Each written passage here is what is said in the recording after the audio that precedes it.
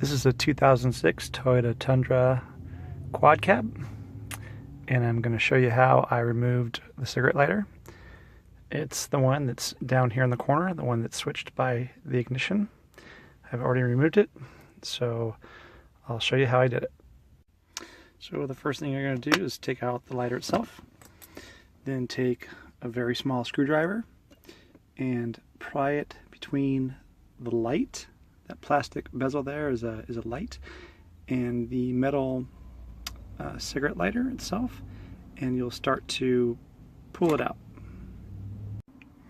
Now, it may be tough to pull this out, but normally it's pretty easy. There's looks like an upside down L-shaped cutout of metal here you can see on this side, and one on the other. One of them will have a small plastic tab.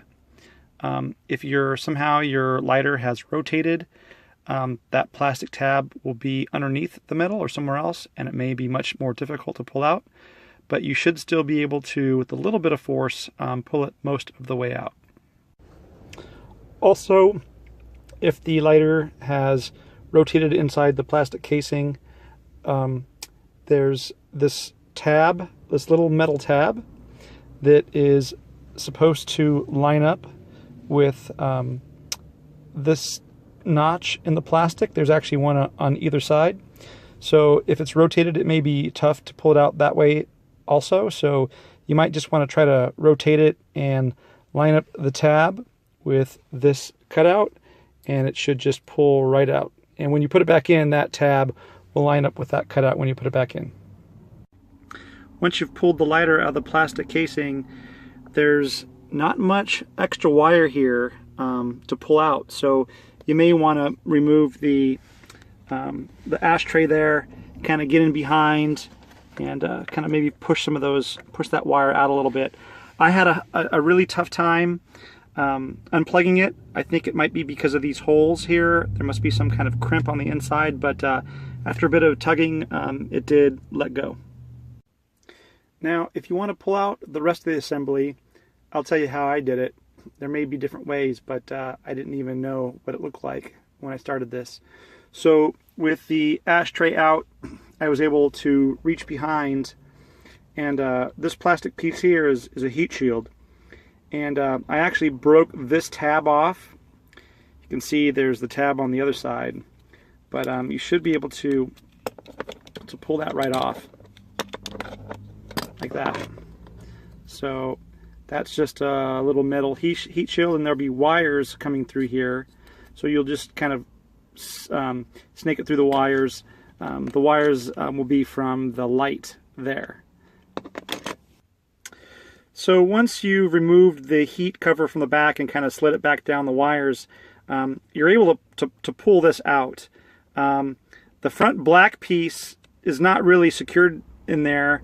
It's just this one single tab. It's just a little tab. There's no even barbs or anything on it. I think it just slides into a hole there. It looks like there might have been something here in the corner that I broke off. But anyway, what really keeps this in here is this white housing. There's some tabs on the bottom and top, and the top and bottom, and those just take a little bit of force.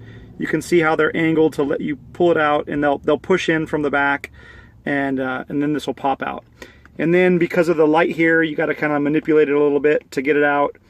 And then it's still connected. For me, it was still connected to the socket there, and see that hole. There's a lock, so you got to, with a small screwdriver, push down on the plastic piece and let it slide out, and then the whole thing is disconnected. So you can see the tab, that's one on the top and there's one on the bottom that kept it in the dash. To remove it from this black piece, just push down on that and you can pull it through this black cover.